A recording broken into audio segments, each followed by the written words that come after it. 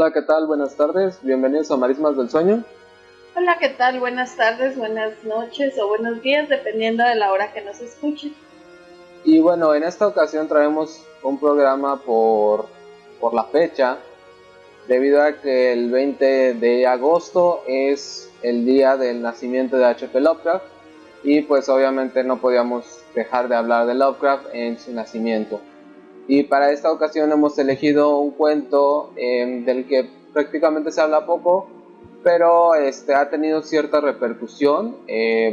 Por ejemplo, en cierta forma es un poco el inicio de esta serie de cómics tan importante que terminó siendo The Courtyard, Neonomicon y Providence, y también, por ejemplo, la reversión que se hizo con el escritor Thomas Lavalle, si no me equivoco, con la balada de Tom el Negro, que es como una historia alterna de pues el horror de Red Hood. Así es. Bueno, los que conozcan a Lovecraft sabrán que su literatura se puede dividir en varias partes, y algunas de ellas son, por ejemplo, los cuentos oníricos, que tienen mucha influencia del Lord Dunsany. Un ejemplo clarísimo, La búsqueda soñada de la oculta Kadar. Pero también tiene, obviamente, todo lo que tiene, toda la vertiente que trata de los mitos de Tulu. Y hay otras versiones que, aunque se influyen con los mitos de Tulu o están influidas por los mitos de Tulu, tienen como otra parte más en el sentido un poco de la leyenda, y esto se le conoce como los mitos de Nueva Inglaterra. En esta parte hay muchos cuentos que a mí me agradan muchísimo, y uno de ellos, y mi favorito de este estilo, es El horror de Red Hood, que, como bien lo dice Omar, no es un cuento tan conocido, sin embargo sí ha influido para muchas otras versiones que han retomado la figura de Lovecraft, lo que no ha ocurrido pues con otros relatos que se han ido no perdiendo, sino tal vez no revisando tan puntualmente. Entonces, pues vamos a hablar del horror de Red Hood, que, repito, es uno de mis cuentos favoritos. ¿De qué trata? Este nos habla sobre un distrito de Nueva York llamado precisamente Red Hood, que los años de la época colonial fue un barrio o un barrio, una colonia de marineros escandinavos. Uh-huh. Pero pues andando el tiempo, con la independencia, el siglo XIX y demás, pues fue como la entrada para muchísima gente que venía de Asia sobre todo, y pues de Europa, gente obviamente pobre, de muy bajos recursos, porque pues los que emigran son precisamente las personas que obviamente pues quieren empezar su vida en otro lugar, tener mejores oportunidades, o van en busca de algo más. Entonces se nos dice que Red Hook es un barrio muy peligroso, lleno de inmigrantes extraños, que Lovecraft inmediatamente nos da a entender que pues a él le atemorizan. Les llama hordas de personas que a él le parecen hasta cierto punto animalescos, es decir, gente como de la más baja ralea, y que está habitando esta parte que, como él dice anteriormente, pues fue como un barrio más respetable porque vivían escandinavos, obviamente. Aquí sale el racismo de nuestro querido Lovecraft a relucir. Sin embargo, la cuestión está en que, lejos de ser nada más un alegato de xenofobia y demás, aquí lo que nos cuentan, a través de la figura de un detective llamado Tom Malone, o Thomas Malone, un detective irlandés que por supuesto tiene sangre celta, algo que Lovecraft nos aclara que también siente que a lo mejor no tanto racista, sino como pues por una cuestión de pues incluso de clima, de cuestiones de temperatura, hasta podríamos decir lugares más fríos, él nos habla de que estas personas tienen como una visión más espiritual de la realidad, y esto es lo que le pasa a Tom Malone.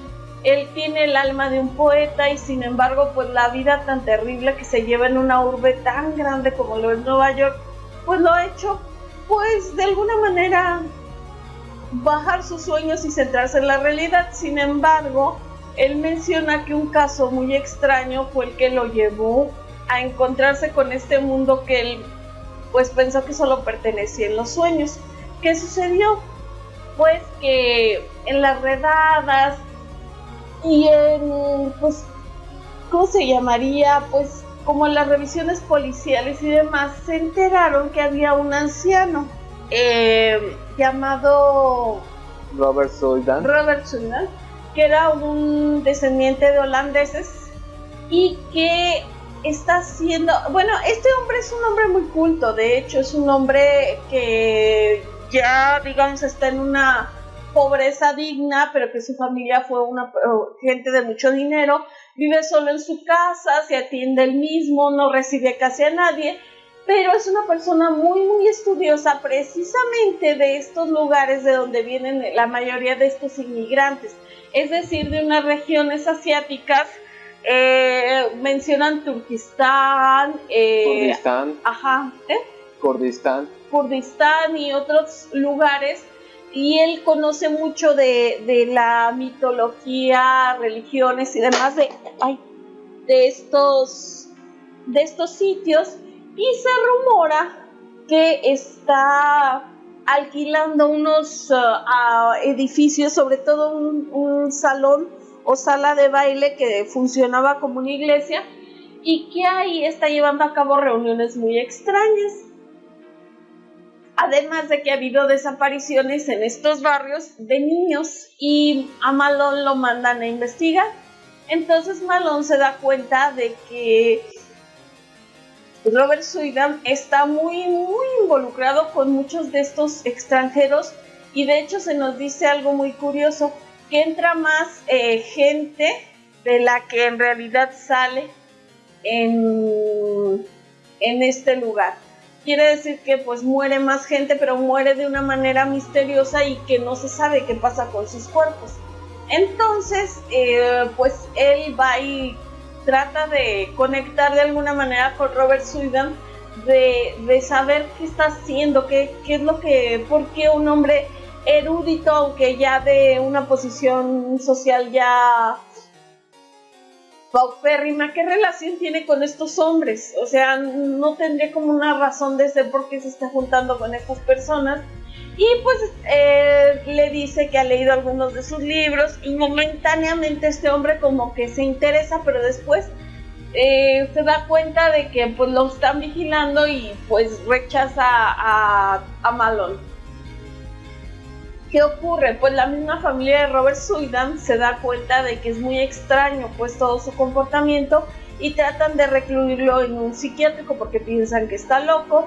Sin embargo, cuando lo entrevistan pues se dan cuenta que es un hombre muy cuerdo, interesante, muy erudito, una persona sabia. Entonces pues obviamente no lo meten al psiquiátrico, y sigue como pasa algo ahí. De hecho se rumora entre la gente que hay unos sótanos, y que estos sótanos están conectados entre sí, y que muy probablemente Sullivan y estas personas, estos acólitos que tiene, están realizando, más allá del salón de baile o la iglesia que es como un salón de baile, están realizando ciertos ritos abajo en los túneles. Entonces ocurre que de repente Sullivan cambia muchísimo.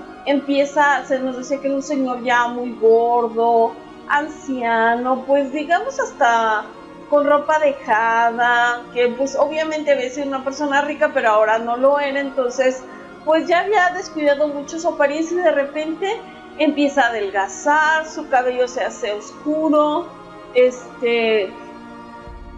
trae ropa nueva, abre otra vez su mansión, recibe gente, muestra hasta dinero, cosa que él no tenía, y todo el mundo se queda muy asombrado, pero él les dice que recibió una herencia inesperada de un pariente lejano, y pues que ya va a dejar todo esto que estaba haciendo con esta gente, que va a cerrar el salón de baile, que ya no va a tener relación con ellos y que incluso se va a casar, se casa con una pariente lejana, pero dentro de su misma rama familiar, y pues van a hacer un viaje a Europa. Entonces, bueno, pues la familia los despide, se casan, se van en un barco y demás, y en ese momento Malone está haciendo una inspección en la sala de baile, en la sala iglesia de baile, y se dan cuenta, porque lo que pasó ahí es que desaparecieron unos niños de unos escandinavos, tal vez noruegos. Se nos dice que son gente vikinga, pues probablemente eran o noruegos o suecos. Entonces, ¿qué ocurre? Pues que ya no se puede tapar el sol con un dedo y deciden hacer una redada, pero pues Tom Malone sospechaba de los sótanos, de los túneles. Él sabía que lo de arriba pues prácticamente era una fachada, y sin embargo allí encuentran cosas muy raras. Encuentran una arpilla con lingotes de oro, a un gato muy extraño, como deforme, y también él encuentra como la entrada a estos túneles y decide bajar a los sótanos, a lo más profundo, y ya después cuentan pues que precisamente esto lo salva, porque cuando Suidan va en este barco con su esposa, unos marineros muy feos, muy extraños, detienen el barco como una especie de piratas y les piden que les entreguen a Suidan, pero para esto se escucha un grito espantoso en su camarote, y un marinero y pues un doctor van a ver qué sucede, pero el marinero es el que entra primero y queda loco de la impresión, y el doctor entra después, pero como estaba oscuro pues no alcanza realmente a ver nada, y lo que encuentra pues es a Suidan y a su esposa muerta. Sin embargo, hay algo muy extraño. La esposa parece que le vaciaron toda la sangre, y él está muerto ahí, pero los personajes que llegan al barco, que le piden que les entreguen, les dicen que ellos van a pasar por él, y como están en la disyuntiva de qué pueden hacer porque son piratas y demás, les dejan que se los lleven. Pero cuando el doctor prende la luz se da cuenta de que escribieron las palabras Lilith en un muro. Y pues Omar les va a explicar. Sí, y también cuando llegan los piratas le entregan un papel que dice que si estaba vivo o muerto que lo tenían que entregar a ellos. Y bueno, pues Lovecraft como tal en retoma al personaje pues de la tradición babilónica, mesopotámica, Lilith, que es un poco como complicada la historia. Podríamos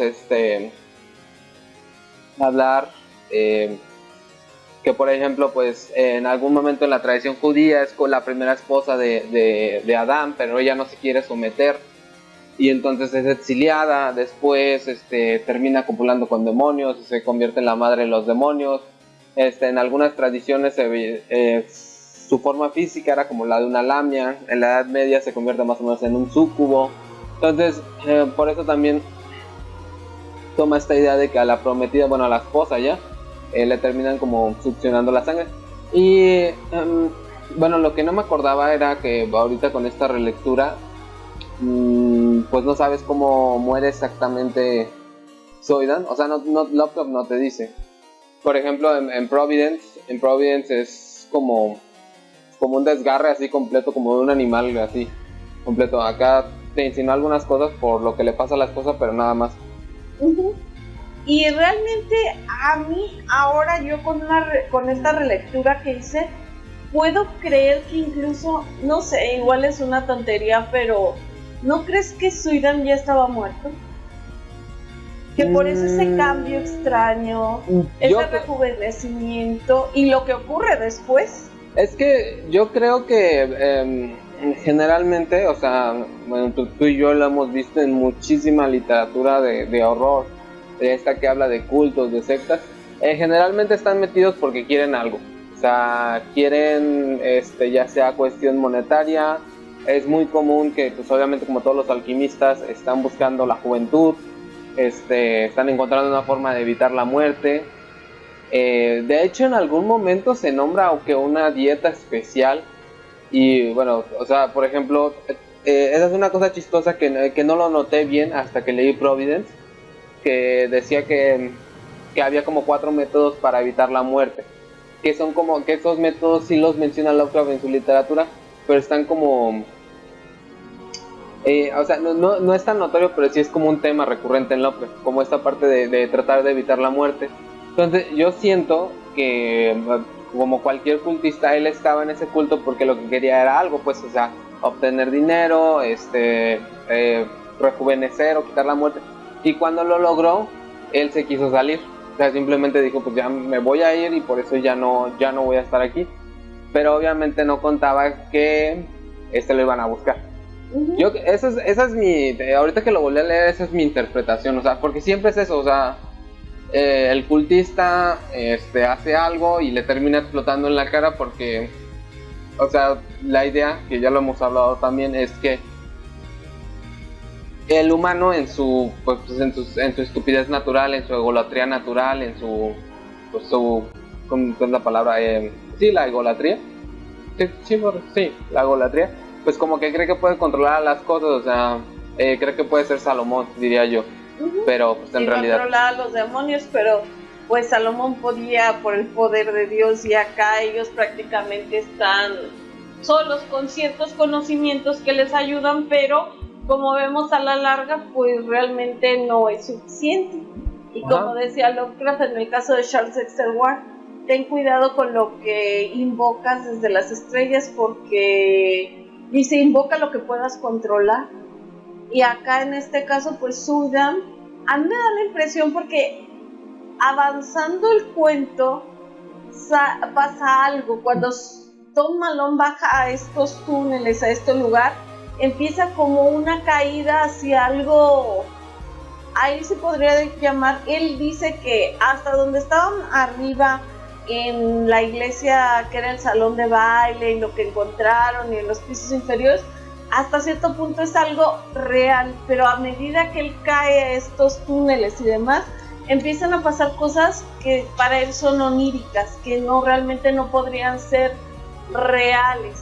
Entonces él empieza a ver seres muy muy extraños, hay unos seres amorfos muy raros que tocan la flauta y que siempre están acompañando a seres, a ciertos seres en la literatura de Lovecraft. De hecho, son muy comunes que estén alrededor de Nyarlathotep, y en este caso, pues estos seres o Azathoth están ahí para adorar a esta deidad que es Lily, y que les ha pedido que le lleven al que considera ya su esposo, que es Robert Suidan. Entonces Suidan, a través de los sacrificios de los niños y de todo esto que hizo, de los rituales que hacía con estas personas que habían llegado de estas regiones asiáticas, lo que había hecho es como un pacto demoníaco con este ser, y este ser lo consideraba, al ser un súcubo, lo consideraba su esposo, pero él pues la traicionó y se casó con esta mujer. Entonces la sangre que le sacan a esta mujer es pues para ofrecérsela a ella, a Lily, y cuando Tom Malone ve que esto ya de alguna manera se va a salir de como ensueño en el que está, y en el que a penetrar en la realidad, digamos, normal. Ajá, ¿qué pasó? Pero es que aquí también eso es pues, una cosa interesante del cuento, que en ese momento, cuando Tom Malone está abajo, él no sabe que Suidan ya está muerto. Exacto. O sea, él lo sabe después, entonces se van mezclando estas dos partes, y como sí está como una parte de la... Y es que sí, o sea, pero a lo que voy es que así lo menciona Malone. O sea, él no puede creer que todos estos seres extraños que él está viendo, que son, digamos, que no pertenecen al mundo real, pues para él es un sueño o una pesadilla o lo que tú quieras. Pero cuando llegan los piratas, entran en esta cueva que es por donde entraban todos estos pues migrantes que no tenían papeles y que obviamente pues por ser personas muy extrañas no los iban a dejar pasar. Ellos entran por esta como caverna que está abajo de la escuela. No era escuela, la iglesia. Era una iglesia. Era una iglesia católica que como que había sido abandonada, sí, y ya era como un lugar social, algo así. Sí, y aquí entran por como una especie de caverna que entra ahí la marea y hay como una especie de río y por ahí entraban y dejaban a estos emigrantes. Entonces, por ahí entran los piratas que fueron por el cadáver de Suidan y resulta que el cadáver se levanta y se va corriendo para tratar de derribar el como... ¿Qué sería? Era como un altar,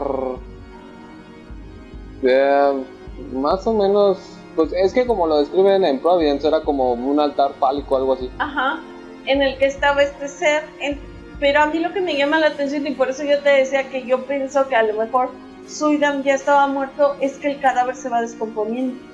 Ajá. El cadáver se va descomponiendo a medida que trata de alcanzar este altar, y de hecho lo persiguen para que no haga lo que él quiere hacer, y dice que literal el cadáver se va deshaciendo y una fuerza sobrenatural es la que lo está empujando hasta que ya sus ligamentos, su carne ya no pueden más. Sí, de que dice que lo tira y que en ese momento se deshace.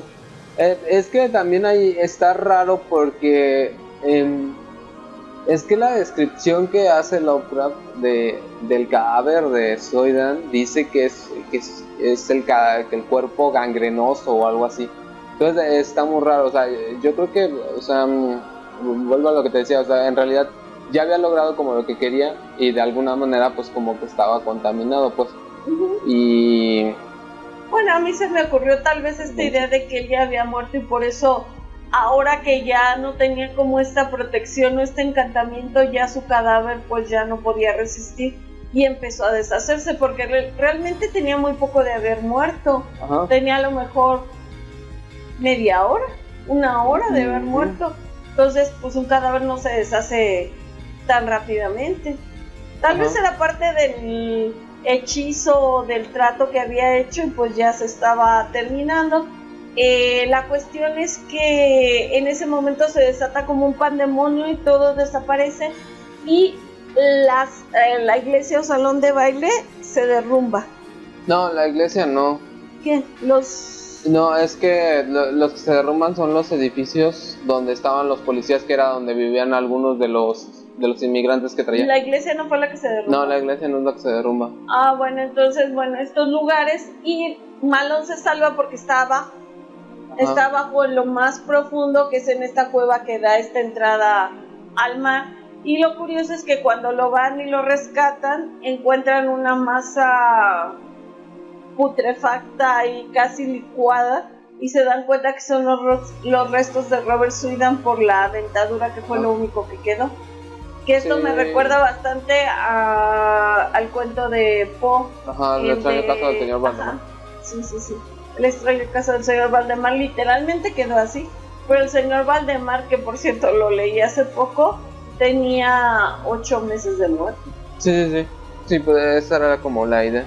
Sí, y bueno, también lo que descubren es que donde dice Suidan que tiran como el monolito, bueno, el pedestal, lo que sea, que era un lugar porque inclusive drenaron un poco y pudieron sacar huesos de sacrificios y así, pero donde se supone que se tiró esa pieza, dicen que está muy profundo y que no pueden sacar el agua y no pueden revisar, obviamente.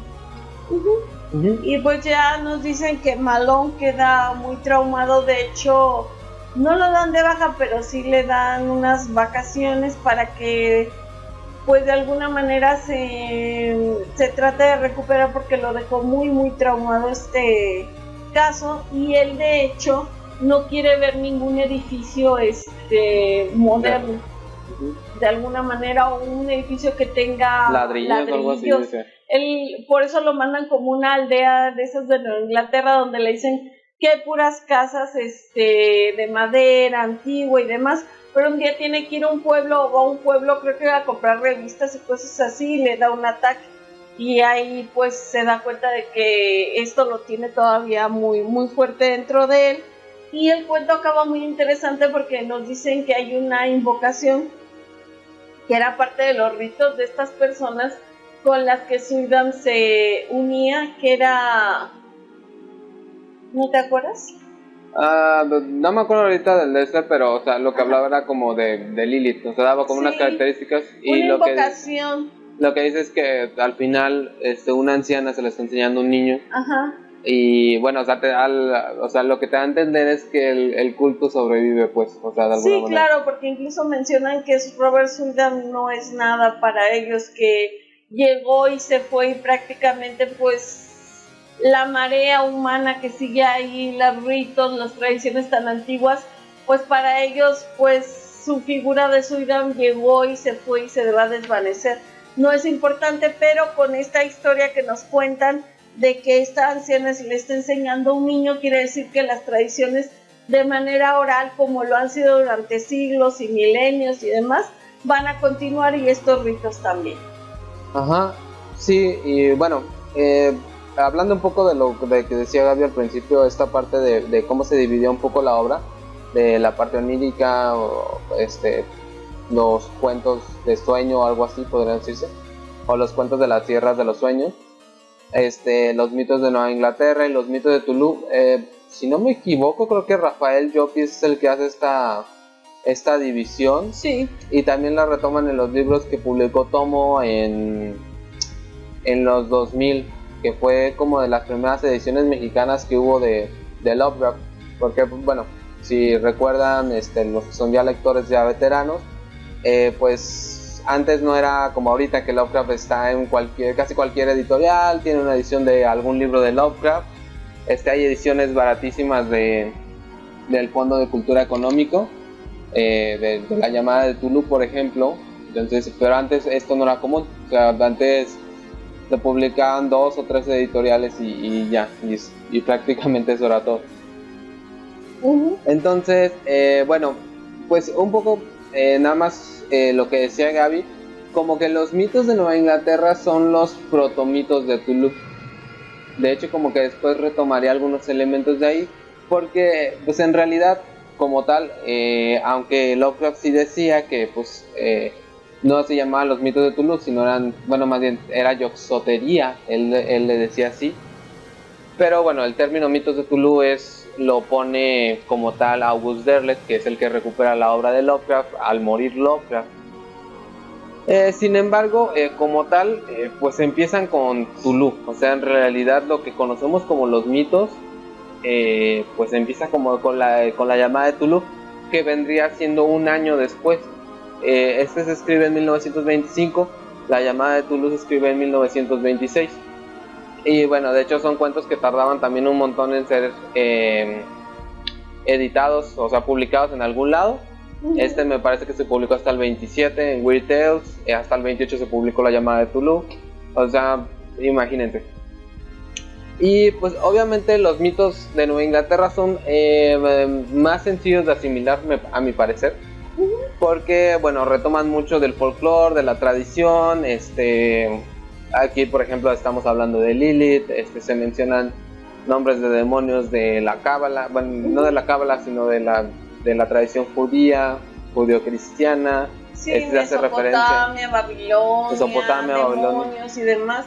Sí, hasta cierto punto, a lo mejor por eso me gustan a mí, porque de algún modo pueden ser hasta cierto punto más sencillos de entender, y pues puede ser estas historias que vienen de culturas que llevan a cabo ritos ancestrales, y de alguna manera sería un folclore que a mí me agrada bastante, y yo creo que por eso tal vez soy una persona rara, porque creo que a nadie le gusta, a nadie le toma mucha atención, pero a mí me encanta este cuento. La verdad es de mis favoritos. Más bien es como que creo que más bien la parte ya cuando llegas a los mitos como que genera mucho fanatismo, entonces como que la gente se va por allá. Pero en realidad lo curioso es que como que al final de su vida, en los últimos escritos, Lovecraft estaba mezclando todo, hasta la parte onírica, como que ya la estaba mezclando todo. Sí, ya o sea, no era un orden exacto, sino que él ya mezclaba varias cosas. Sí, o sea, es que, bueno, ahorita se nos hace muy común y luego por eso en algún momento se hizo esa crítica a Lovecraft, pero en realidad escribir, digamos, universos literarios no era común antes. Me parece que creo que el primero que empieza a hacerlo es Lord Dunsany con los dioses de Pegana, que él dice, pues voy a escribir una ficción de un universo propio. Entonces Lovecraft lo que va haciendo es como pues escribiendo cosas y luego las va conectando, o sea, no es como ahorita, o por ejemplo como El Señor de los Anillos, como Harry Potter, que se escribe que planeas un universo y luego vas escribiendo dentro de este universo. O sea, en realidad Lovecraft empezó a escribir algunos cuentos y luego los fue relacionando. Uh-huh. Así y hace un poco esto con el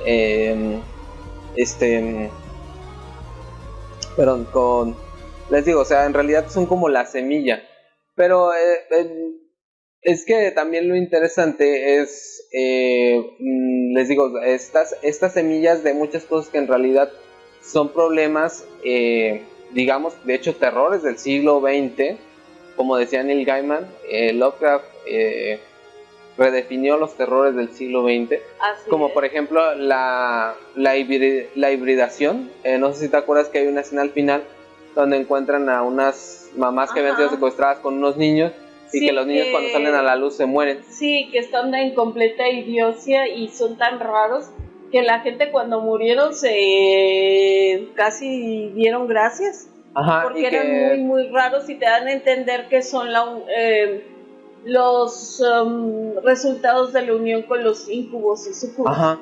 Entonces, bueno, por ejemplo, o sea, este tema se exploraría todavía más en La sombra sobre Innsmouth, ¿ok? Que es obviamente ya donde se habla más acerca de esta hibridación, que también les digo, pues era un miedo que pues tenían. Aquí es interesante porque muchos autores dicen que pues Lovecraft obviamente tiene que ver con este miedo a la xenofobia, pero no, más bien sería este miedo a los extranjeros y sería su xenofobia. Sería su xenofobia, disculpen. Pero bueno, hay otros autores que sugieren unas cosas más interesantes, como por ejemplo la degradación que el propio Lovecraft sentía dentro de él por lo que le había pasado a su padre, por lo que le había pasado a su madre, que terminan en el mismo hospital y luego terminan muriendo. Entonces era como, pues, de alguna manera psicológicamente él entendía lo que iba a pasar con él, que de hecho también él muere en el mismo hospital. Entonces es un miedo, yo creo que está ahí, como este miedo de pues la degradación que va a pasar si ya sabes que hay una degradación en tu familia. Sí, ¿qué va a pasar? Está ahí que también. Puede ser en este caso mental, que fue lo que les ocurrió a ellos. Bueno, el papá y a Lovecraft físicamente. Bueno, el papá pues fue como ambas cosas, sí. Pero la mamá sí fue, digamos, mental. Ajá, y bueno, obviamente pues aquí ya también están estos cultos que hacen estos rituales, estos sacrificios. Obviamente también esta parte de lo que está debajo, o sea, lo que no se ve. Sí, el horror que viene del submundo, del subsuelo. Del submundo, que también, bueno, esa era también una parte interesante en Providence, pues, que era como esta parte, el mundo debajo, o sea, el mundo debajo de la realidad, como el... Es que, bueno, lo relaciona con las ideas un poco del psicoanálisis que estaban haciendo en esos tiempos. Y como también esta parte de la parte de la ficción, de los sueños. De hecho era interesante porque en Providence hablaban de que Lilith podía saltar entre los Sephiroth, que son las 10 emanaciones de la realidad, de cómo Dios organizó la realidad, más o menos. Es un poco complicado, es de la cábala, pero es muy interesante. Y sí, bueno, como ven hay muchísimo en este pequeño punto. Hay muchísimas cosas que pueden interpretar, que pueden sacar. Y yo por mi parte me quisiera despedir con la invocación que decía estas personas que venían de esta parte de Asia para tratar de llamar a este ser. Oh amiga y compañera de la noche, tú que te solazas en el ladrido del perro y en la sangre derramada, que vagas entre las sombras de las tumbas y ansías la sangre y traes el terror a los mortales. Gorgo, Morgo, luna de mil caras, mira con oros favorables nuestros sacrificios. Ajá, y bueno, con eso nos despedimos. Esperemos que les haya gustado. Díganos a ustedes qué les parece el horror de Red Hood. Si si quieren hablarnos de algunos otros cuentos de los llamados mitos de Nueva Inglaterra, los leemos en los comentarios y hasta la próxima. Hasta luego.